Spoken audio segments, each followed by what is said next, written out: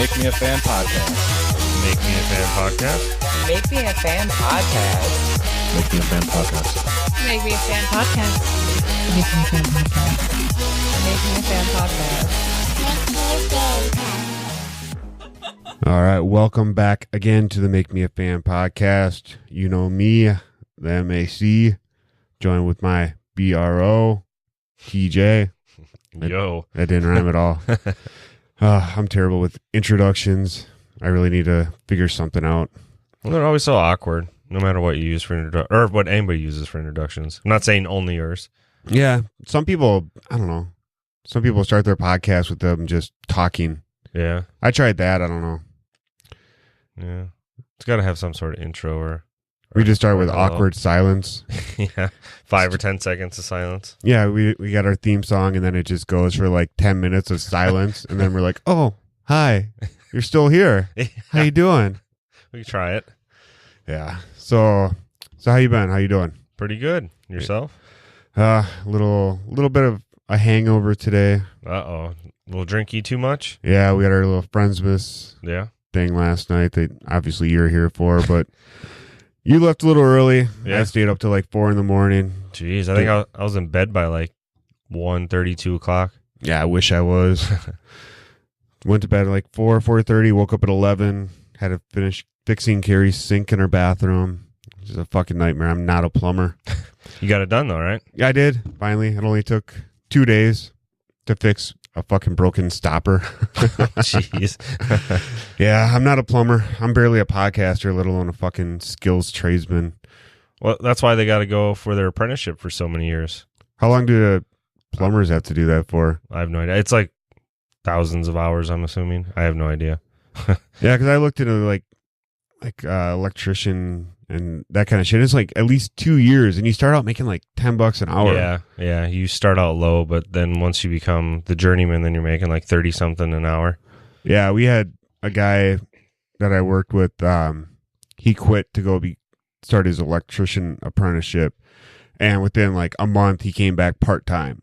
Oh, really? Yeah, because he couldn't afford to live on what they were paying him. So, yeah. I mean, he does his apprenticeship full time during the day, and then he comes in at like 4 o'clock and does part time at night. Dang. Yeah, I mean, I guess it'll pay off in the long run. Yeah. So, but I guess our topic today is someone I'm a fan of.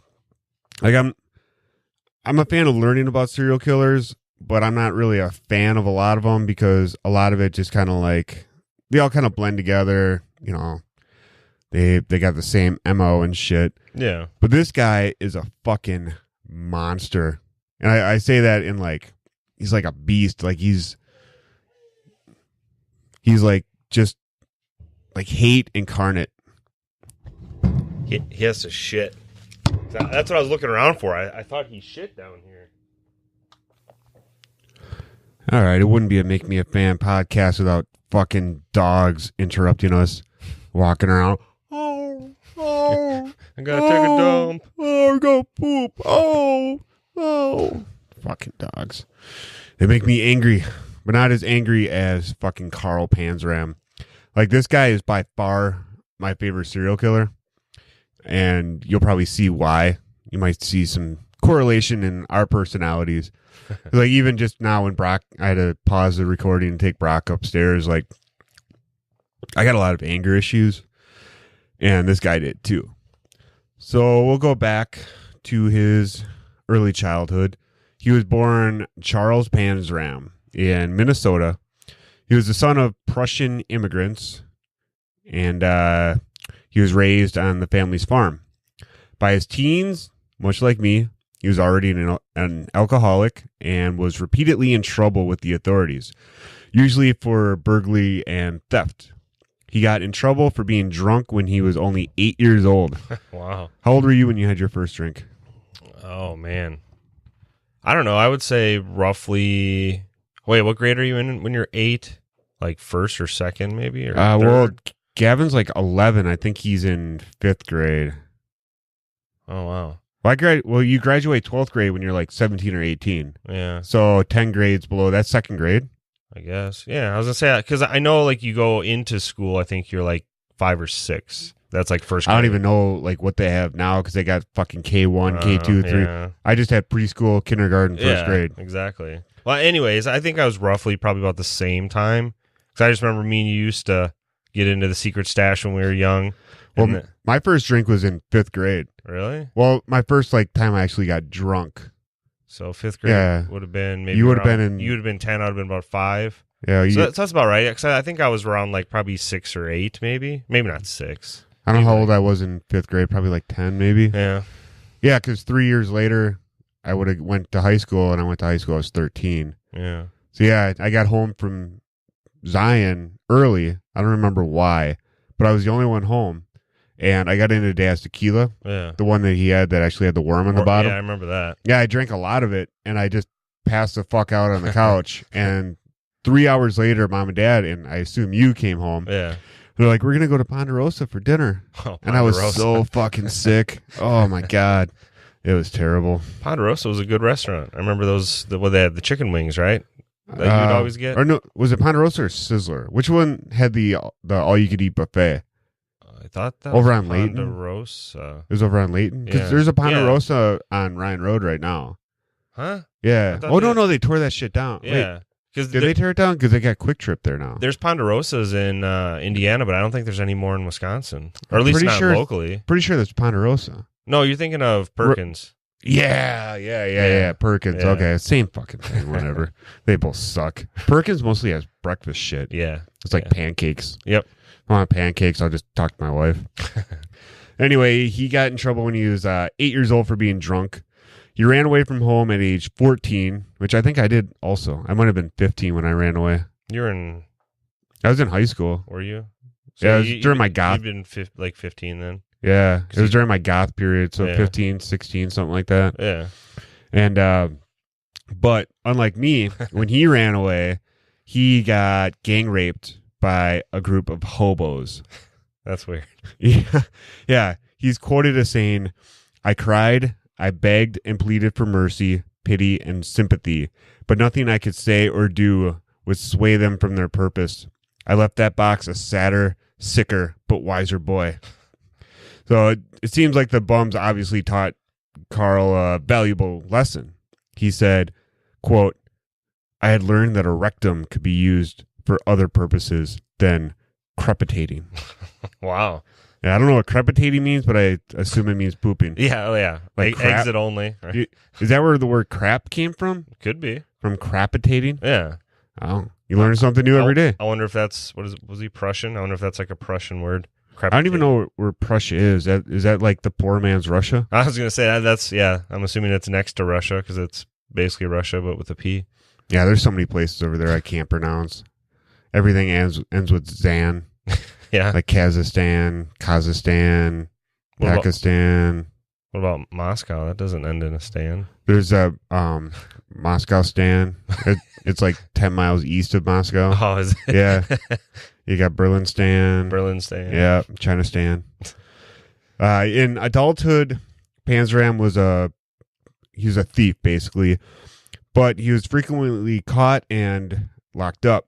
While incarcerated, Panzram frequently got into trouble by attacking guards and refusing to follow their orders. The guards retaliated and beat the fuck out of him.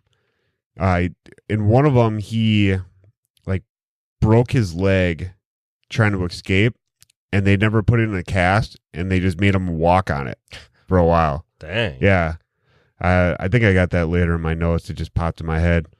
But he served a jail sentence from 1908 to 1910 at Fort Leavenworth's United States Disciplinary Barracks for larceny shortly after enlisting in the U.S. Army in 1907. William Howard Taft was the then Secretary of War, and he approved the sentence. In August of 1920, he burglarized Taft's New Haven home, stealing a large amount of jewels and bonds, as well as Taft's .45 caliber handgun, which he used in several murders. Wasn't Taft president eventually? I was going to say, it sounds familiar. Yeah, that's what Yeah, he was a big fat guy that liked to cross-dress, I think. What? Yeah, Taft was fucking like 400 pounds. Really? Yeah, I think he was our only obese president. I'm trying to think back, and they're all... Yeah, he had the big stupid mustache that everyone had at the turn of the century. Oh yeah. Yeah. In Panzram's autobiography, he wrote that he was, and this is basically me, rage personified. Like the Red Lanterns. Yeah, exactly. Like fucking atrocities. Yeah. Like he's by far one of my favorite superheroes. And I wish to God they would put him in the Justice League movies. But he would often, unlike me, he would often rape men whom he robbed.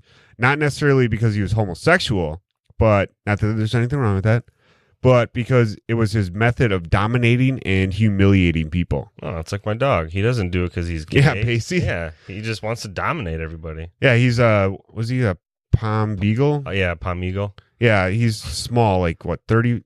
No, he's not 30 that pounds. big. He's like 20 He's pounds. 22. Yeah, He's like the size of a football, and then literally has like 4 stick legs. He's a big barrel. Yeah, but he tries humping my Rottweilers, my 100-pound Yeah. Brody and 100-pound Brock. Yep. He fucking will get his little paws up on their butt, and he will try going to town. I'm like, dude, your dick is literally 2 feet away from the butt. You're not going to get it. But yeah, that same thing. He's just, Panzram's dominating. Yeah, he would also engage in vandalism and arson. At one point, considering an ambitious plot to scuttle a British warship docked in New York Harbor in order to provoke a war between Britain and the United Damn. States. That's pretty intense. So he's doing some espionage just to get a war started. Well, that sounds like Charles Manson. Well, yeah, Helter Skelter. Yeah, he's trying to get the whites and the blacks. Race wars. Yep. Damn. Same thing. I mean, except Britain and the U.S. Yeah. But I think we know how that war would go. We Yeah. already kicked I Britain's was going to ass say, once. that already happened at once. Yeah. Yeah, fuck everyone that's not from America. America. Damn right. So in 1911, Carl, I don't like calling him Carl. Yeah. Probably because I know a Carl. Chuck's brother's name is Oh, Carl. yeah. I don't think I've ever met him. Yeah, he does jujitsu, actually. Oh, really? Yeah, he trains up in Minnesota. Why did I get a Minnesota's accent when I said it? Minnesota? He trains up in Minnesota there.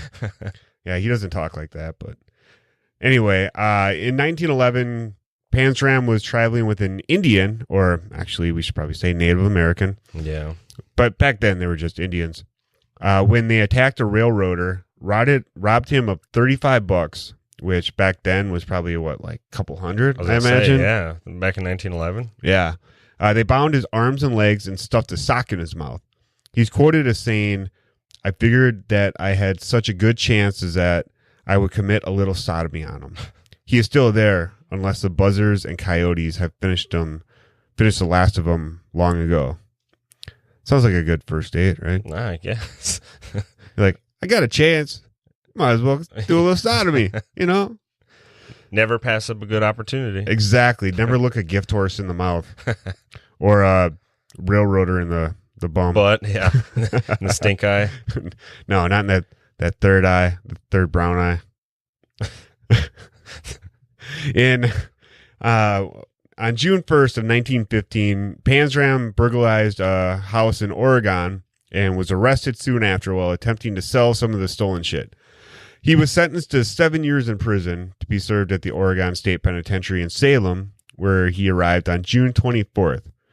On arrival, he became inmate number 7390 and was under the warden Harry Minto, who believed in harsh treatment of inmates, which includes beating and isolation, among other disciplinary measures.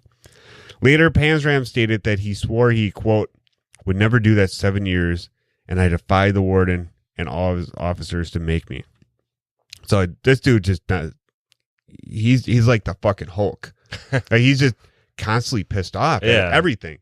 And he's like, fucking, make me do it. Make it. Yeah. Are you going to beat me? I'm going to fucking sodomize you if I get the chance. Exactly. Sodomize me before I get to you first. Yeah, you want to sodomize me, I'll sodomize you. Yeah, sodom me, sodom you. Oh, there you go. I like that.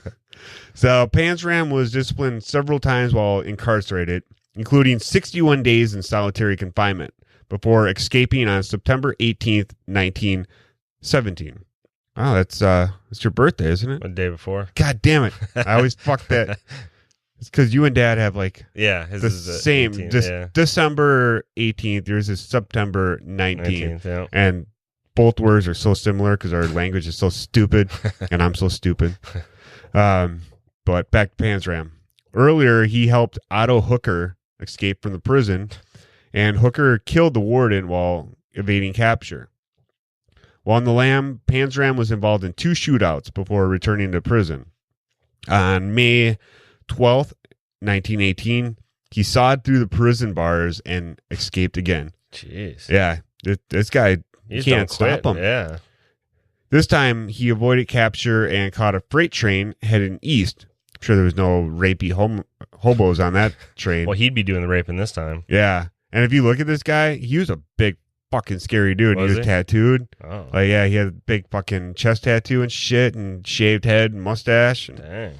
yeah, I thought I had his fucking size. I'll have to look that up in my other notes after I finish this. But he was big. Like, he's way bigger than me. And, you know, me, I'm like fucking Arnold Schwarzenegger if he was over 6 foot tall. But, yeah, he never returned to the Northwest.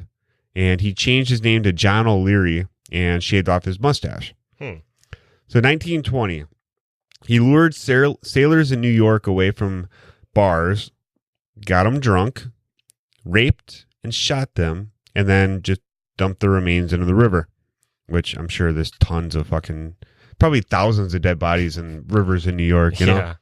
He claimed to have killed 10 in all.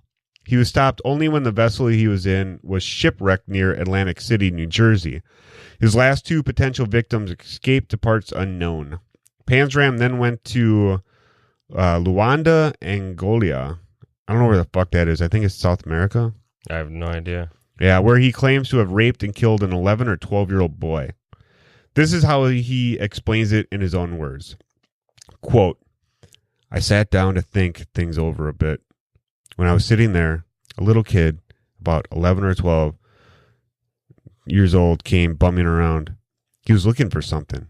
He found it, too. I took him to a gravel pit about 1/4 mile away. I left him there, but first committed sodomy on him and then killed him.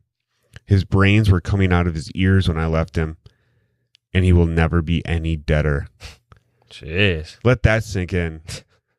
He will never be any deader. Yeah. Like, yeah. I killed him so fucking dead that you can't make him be any more dead. Yeah. Well, if he had brains coming out of his ear, that's insane. I wonder what else he had coming out of his body. Yeah. A little Sodom coming out. Sodomy. A little Sodom chili leaking out of the nostrils, maybe. Yeah, this is still his quote. I'm going to use some words that people are probably going to find offensive, but I don't support these words, but this is what he said, okay? Trigger warning. Trigger warning. I don't condone these words, but I am reading a quote. So, here's Carl Panzram, quote, Then I went to town, bought a ticket on the Belgian steamer, which I think is a sex move. Is it? Probably.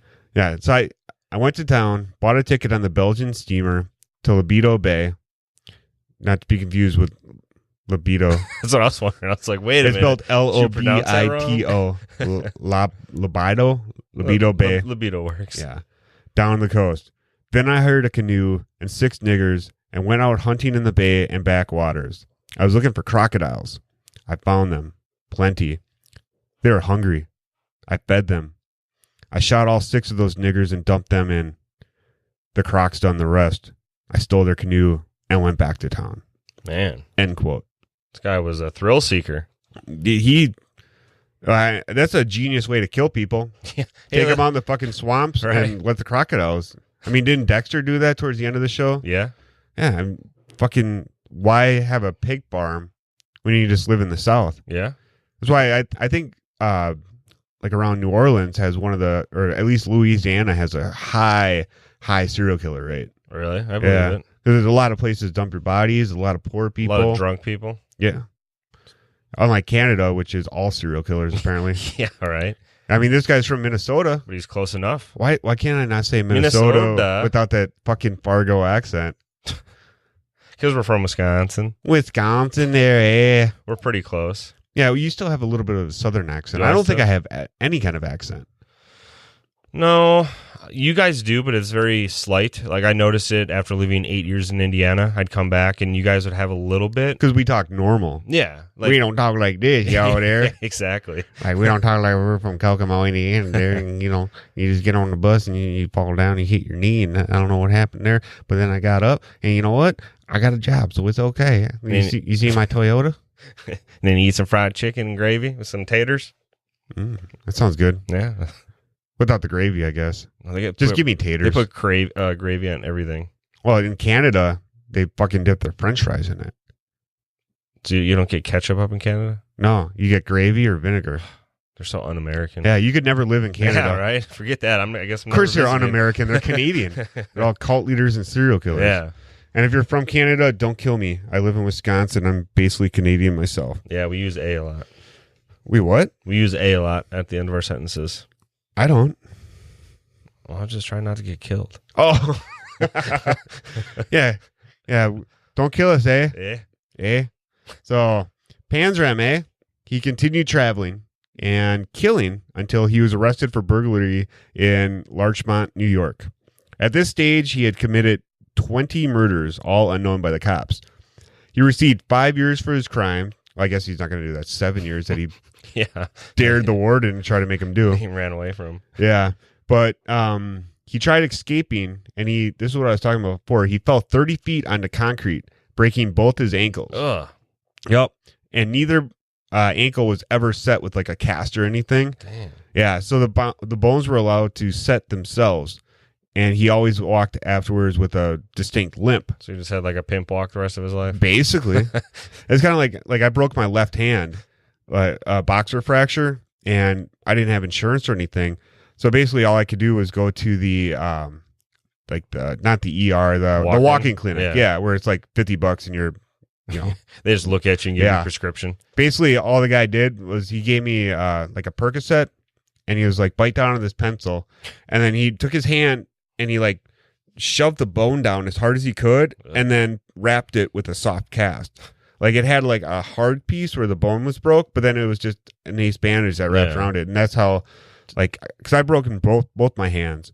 But one hand I was actually put under and they like surgically reset it and gave me an actual cast.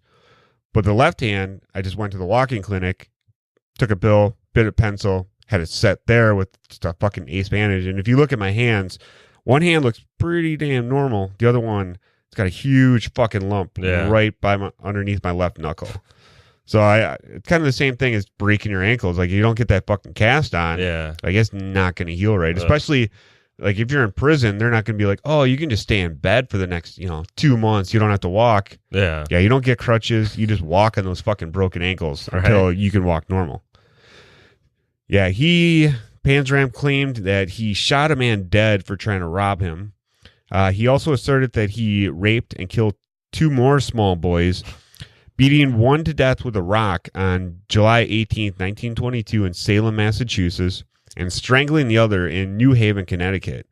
After his last arrest in 1928, he also claimed to have committed a murder while burglarizing homes between Baltimore and Washington, D.C., and a 1928 murder in Philadelphia. 3 of the last 5 killings are confirmed. With the death of the Oregon prison warden, Panzram was involved in at least one other murder and as an accessory before the fact prior to 1920. In 1928, Panzram was arrested for burglary and held in Washington, D.C. During his interrogation and jail time, he voluntarily confessed to killing 2 boys. At this time, he was befriended by a young prison guard named Henry Lesser. Lesser gave Panzram some writing material, which the pioneer used to write his autobiography, detailing his crimes and his nihilistic philosophy. I think it's crazy how he can do all this killing, but yet he goes and steals one thing and he gets busted. Exactly. It's like, stop stealing things, buddy. Like, come on.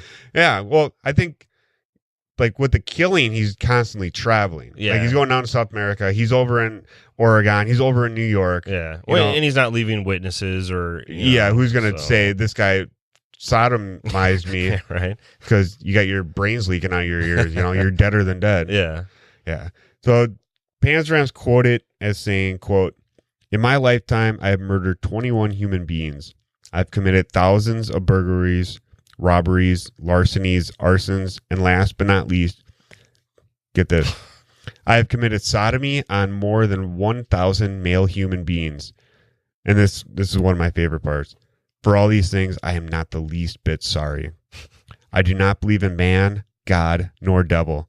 I hate the whole damn human race, including myself. I preyed upon the weak, the harmless, and the unsuspecting.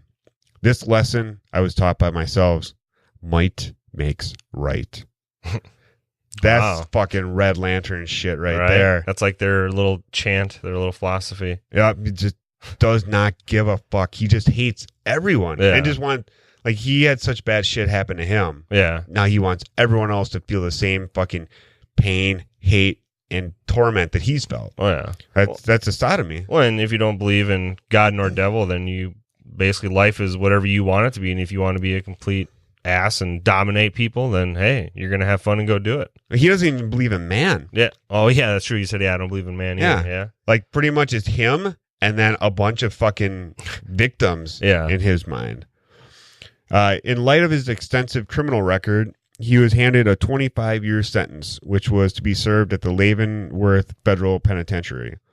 Quote, he's quoted as saying, "I'll kill the first man that bothers me." Yeah, this motherfucker. Panzram told the warden on June 20th, 1929, that the first man that bothered him, he's going to kill. Yep, Robert Warnke. He killed him on June 20th, 1929. He was a foreman at the prison laundry, and he basically beat him to death with a metal bar. Panzram was sentenced to death for this murder, not the 20 that he confessed to.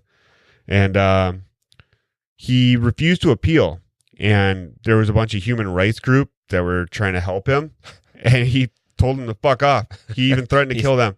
He's like, you come near me, I'm going to kill you. Yep. He's like, these fuckers are going to kill me, and if you try to stop them, I'm going to kill you. Jeez. Yeah. So Panzram was hanged on September 5th, 1930. When they put the noose around his neck, he allegedly spat in the executioner's face and declared, "I wish all mankind had one neck so I could choke it." I've heard that quote before. That's I like that one. That's a shirt right there. Yeah, that's awesome. Like, have the black hangman's mask with a big wad of spit on it, and then it just has a quote underneath. When asked by the executioner if he had any last words, Panzram barked, "Yes, hurry it up, you Hoosier bastard. I could kill 10 men while you're fooling around." Wait, Hoosier? He got killed in Indiana? I think that was just, I think it's just an insult. Well, that's what the Indiana people are called. They're Hoosiers. Maybe. Well, he was arrested in D.C. That's where he was finally arrested for the murder. But he was in the Leavenworth Federal. I don't know where that's at. Neither. I should have done more research. That's crazy. But yeah, I mean, even right down to when he was being fucking hanged. Yeah, he just insults the people killing him because they're taking too long. Yeah, he's basically saying, like, I could have killed so many fucking people while you're just screwing around with this stupid noose. Well, yeah, look at when he was killing the one people with the alligators. The what people? The one people. Those people. Oh, those people. Hey, come on now. Yeah. Yeah. Like 6 people in a matter of how long? I think it was 10 people he killed and just fed to the Crocs. And then there's 2 people left over. I mean, it's fucking really easy. You just bang, bang, bang, bang, bang, bang, bang. Right. Do a little sodomy. A little bounce. And then you give the crocodiles their dinner. You know, they're all watching you as you're bent over this guy. I didn't even think about that. Yeah, you got crocodiles watching you as you're sodomizing we won't get into. Yeah. We'll save that for a different podcast.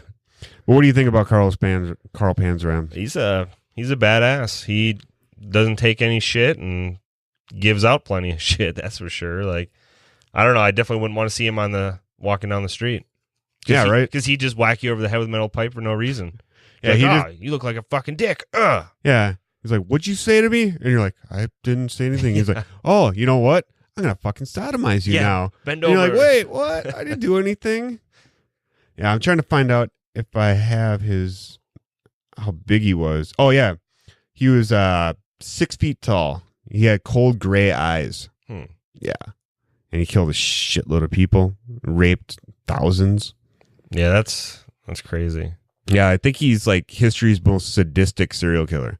Yeah, I can see that if he's sodomized 1,000 people. Yeah, and then, but he didn't do it for like sexual pleasure either. That's the thing. Yeah. Like he didn't get off on it. Like I think it just goes back to when he got raped by those fucking hobos in the train. Yeah, just showing power and dominance, and he probably wanted that. So then he's like, "Oh, I'm going to be like them. Every time I meet somebody, instead of shaking their hand, I'm just going to bend them over, show them who's boss." Yeah, it's like when you're trying to get out in traffic, and you know this one guy fucking like you're waiting to turn right, and you know a bunch of traffic stopped, and you can turn. But this guy comes up and he pulls too close to the other cars, so you can't fucking get out. And then you got to wait for all the other traffic to go. If this guy would have just stopped 10 feet back, you could have went. Yep. It's like that happens to you one time, and then you pull up to a red light with cars in front of you, and there's someone waiting to turn in front of you. You're like, nope, you can fuck off and wait. I'm going to pull forward. You're not getting in front of me. It's the same thing with the being sodomized by the hobos. Yeah. You know? I don't know if you've ever been sodomized by a bunch of hobos. No. But I can imagine if it happened to me, I would not be happy. All right. And I would probably, like he did, like fucking, like after something like that, like I can only imagine like what kind of like hate and anger you feel. Oh, yeah. Like I feel a lot of fucking anger from stupid shit, like a dog fucking interrupting my podcast. I'm just like fucking, or I got to fucking take the giblets out of a fucking turkey at 11:30 when I'm tired. I'm like, don't snap. Don't Damn snap. giblets. Don't break anything. Don't body slam anyone. Just be calm. Not Carl Panzram. He's like, fuck it. yeah. He's like, you didn't hold the door for me? I'm going to fucking sodomize you and kill you. Beat your brains so you're deader than dead. Wonder if he just went to a bar and just got somebody drunk and was like, hey, let's go for a walk. And then he just sodomized them. That's what he did in New York. Yeah. That's crazy. Yeah. I don't think he really had like an MO either. It's not like he targeted black people or targeted Indians or anyone. Yeah. He just, anyone that just fucking looked at him the wrong way or was there, Yeah. you know? He just, yeah, I originally read a book about him in like middle school. I think I was maybe like 6th or 7th grade. And I think it was just called Beast. That was the term. That's what he fucking is, man. Yeah. He's just a beast. Yeah. A monster. Animal. Yeah. My favorite serial killer. Not that I'm condoning anything he did, but Yeah. it's definitely better than a fucking BTK who's just a bumbling buffoon that fucking got away with, you know, killing people 20 years just out of fucking sheer luck. Was he the one that was like the church pastor or something too? Or He or worked like, with a church, yeah. Dennis Rader. Yeah, yeah. That's how he okay. got caught. Yeah. Spoiler alert. Yeah. By sending out a fucking email asking, can you check my IP address by sending this That's email? And they're like, right. no. And then he sent it and they're like, yeah, we can. Yeah. Fucking God, idiot. But you know who isn't an idiot is Deerwood Photography, the best photography company in Wisconsin and serial killer Canada and Minnesota there, eh? Yeah. They don't talk with accents, no. If you need any photography done there, eh, just go to facebook.com/Deerwood Photography. Check out all the awesome photos of babies and dogs and weddings and other bullshit that people like to take pictures of. Use the promo code MakeMeAFan and you will get a free extra print with your purchase. And if listening to this episode made you kind of angry and you got a lot of hate in your heart, if you've ever been raped by hobos on a train, you need to find your zen. You need to go do some fucking yoga. Yeah, yoga. You need to go to Balanced Yoga and Wellness. Not to be confused with Balanced Yoga and Wellness Center that I keep saying. It's not center? It's not center, apparently. Oh. So I apologize. I've not been doing very good for the sponsor. But they got a webpage that says one thing, and then they got something else that says another thing. And I'm like, well, like I think about the UFC center in Nevada where you can go to train UFC. You can train MMA at the UFC like center. You know, center makes it sound so fancy. Yeah. It's But a yoga center. you can find out what it's actually called at getbalancedyoga.com. They're also on Facebook. I know they've been having a lot of sales lately with Christmas coming up and Black Friday and Good old holidays. Cyber Monday and shit.